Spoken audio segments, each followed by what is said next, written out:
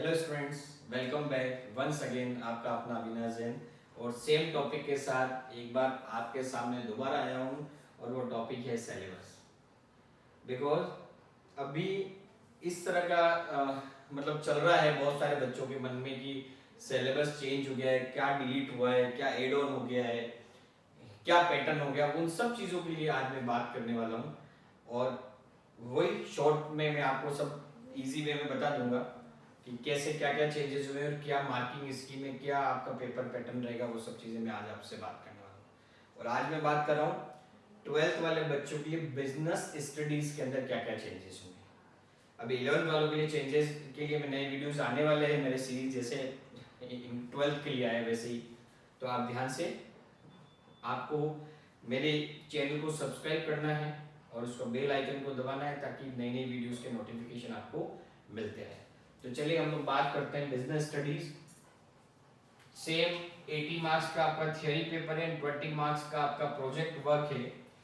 और वो project work के लिए वही एक्सटर्नल आएगा, आपके फाइल चेक करेगा और आपके वाइवा के नंबर मिलेंगे और जिसके अंदर 12 नंबर आपके फाइल के रहेंगे और 8 मार्क्स आपके किसके रहेंगे, वाइवा के रहेंगे। ये चीजें क्लियर। अब मैं जो बात करने वाला हूं मैं गुड न्यूज दूंगा सबसे लास्ट में, और उस गुड न्यूज के लिए आप मेरी वीडियोस को शुरुआत से लेकर एंड तक जरूर देखें ताकि आपको एंड में गुड न्यूज मिलने वाली है। पहले हम लोग बात करते हैं बिजनेस का जो पार्ट है। सिलेबस को दो पार्ट में इन्होंने डिवाइड कर रखा है सीबीएसई ने, पार्ट ए एनसीईआरटी में एंड पार्ट 2। पार्ट 1 जिसके अंदर हम बोलते हैं principles and functions of management, जिसके अंदर nature and significance of management, first chapter second principle of management, third chapter business environment. ये तीनों बेसिक हैं, थियोरेटिकल हैं और ये कितने कवर करते हैं, आपके 16 मार्क्स कवर करते हैं ये तीनों चैप्टर जो हैं। सेकंड अगर हम लोग बात करें chapter number 4 planning, chapter number 5 organising, ये दोनों चैप्टर मिला के 14। और बिजनेस स्टडी जो ऐसा पार्ट है या ऐसा सब्जेक्ट है जहां पर दिखता थियरी अप्रोच है लेकिन लेना प्रैक्टिकल अप्रोच पड़ता है, तब आपको इजीली चीजें समझ में आएगी क्योंकि ये आज के टाइम का प्रैक्टिकल है। क्योंकि अगर आप अपनी खुद की बात करो तो भी आपको प्लानिंग करनी पड़ती है और अपने आप को ऑर्गेनाइज करना पड़ता है सब केस में। तो मार्केट के अंदर ये सब चीजें जो है वो हम लोगों को प्रैक्टिकल अप्रोच लेके समझनी होती है।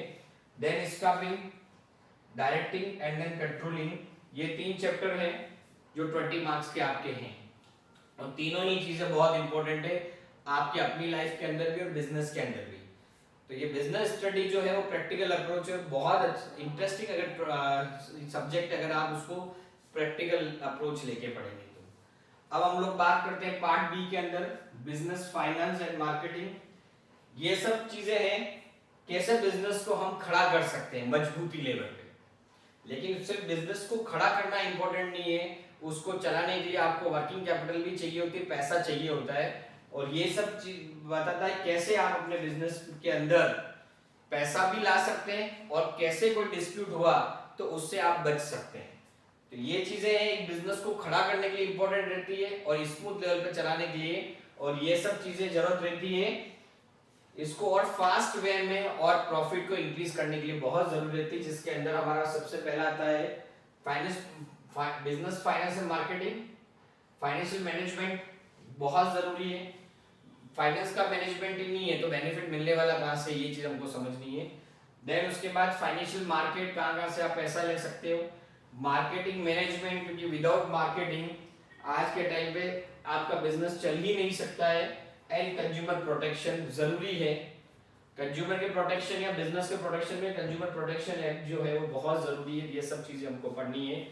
और यहाँ पर आप देखना first 2 chapter financial market and financial management 15 number का है, मार्केटिंग मैनेजमेंट 15 नंबर का है और कंज्यूमर प्रोटेक्शन, ये आपको ध्यान रखना, ये कंज्यूमर प्रोटेक्शन मार्केट मैनेजमेंट ये 15 टोटल का 30 नंबर का है। इसका मतलब टोटल जो 80% जो पेमेंट जो आपके मार्क्स से 80 मार्क्स का, उसमें 50 मार्क्स आपका पार्ट ए कवर करेगा एंड 30 मार्क्स आपके पार्ट बी कवर करेगा। सब चीजें लेंदी हैं बट बहुत इजी है और इनको प्रैक्टिकल अप्रोच लेके ही समझना पड़ेगा क्योंकि सबसे, क्योंकि आपके एग्जाम के अंदर ब्लूप्रिंट के केस स्टडीज भी आएगी जहां पर आपसे भी सजेशन लिए जाते हैं। तो ये सब आपको प्रैक्टिकल अप्रोच में पढ़ना है। और अगर इस सजेस्टेड ब्लूप्रिंट की बात करूं तो जो आपने याद किया और समझा है वो 44 मार्क्स आपके पास का काम हो गया। लेकिन अगर मैं बात करूं आगे अप्लाई का, आपने जो नॉलेज लिया है, जो आपने समझा, आप उस पे एप्लीकेशंस टाइप के क्वेश्चंस आएंगे, वो आपके कितने हैं 19 मार्क्स के हैं, जो ओवरऑल पेपर का लगभग 24% है, 24%। And then analysis, evaluating, creating, यहां पर सेम केस स्टडीज की जो बात कर रहा हूं, जो मैंने अभी आपको कहा कि अगर आपको कंसेप्ट क्लियर है, अगर आपको प्रैक्टिकल अप्रोच लेके चले तो आप केस स्टडी बहुत इजी वे में समझ में आ जाएगी और उससे आपका पेपर 17 नंबर का कवर होगा, जो लगभग पेपर का भी 21% है, 21%। तो आप देखिए 18 मार्क्स में 44 आपने रट के याद करके थोड़ा बहुत समझ के लेके आ गए, लेकिन 19 और 17 के अंदर आपको प्रैक्टिकल अप्रोच लेके आपको समझना पड़ेगा और देन उसके बाद ही आप इस पेपर को अटेम्प्ट कर पाएंगे। तो आई होप कि ये part A 15 marks, part B 30 marks, ये आपको क्लियर हो गया होगा। देन उसके बाद सजेस्टेड क्वेश्चंस के अंदर क्या है 44 मार्क्स का, जो ओवरऑल पेपर का 55% जो है वो कवर करेगा 19 या 17, ये सब चीजें हैं। तो मैंने ये जो अभी आपका जो भी चेंजेस हुए हैं या जो भी नया सिलेबस है वो मैंने आपको बता दिया। और जो गुड न्यूज के लिए मैंने कहा था कि लास्ट में बताऊंगा, वो गुड न्यूज ये है कि बिजनेस स्टडी में कुछ भी चेंज नहीं हुआ है, ये सबसे बड़ी गुड न्यूज है। और इसीलिए मैंने लास्ट तक आपको वेट करवाया कि बिजनेस स्टडी में जो लास्ट ईयर पढ़े थे वही अब पढ़ना है, वही आपका पैटर्न है, सिर्फ आपको अच्छे से पढ़ाई करनी है और बिजनेस में कोई भी चेंजेस आपके नहीं। तो बच्चों शायद मेरे हिसाब से क्लियर हो गया होगा सिलेबस।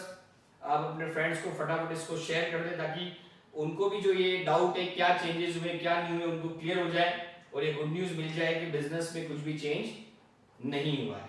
और इस तरह की और वीडियोस आपको चाहिए तो आप जरूर मेरे YouTube चैनल को सब्सक्राइब कर लें फटाफट और बेल आइकन को दबा दें ताकि इस तरह की गुड न्यूज मैं आपके लिए लेके आऊं। With that thank you so much, आपका अपना अविनाश है।